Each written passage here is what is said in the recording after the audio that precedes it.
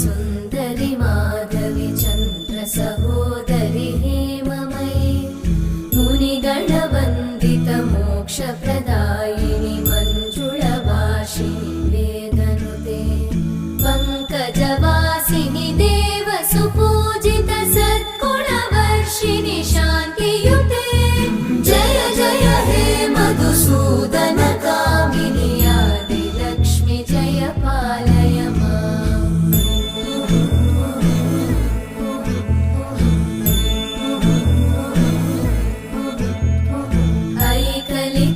ऐकलिकल्मषनाशिनि कामिनि वैदिक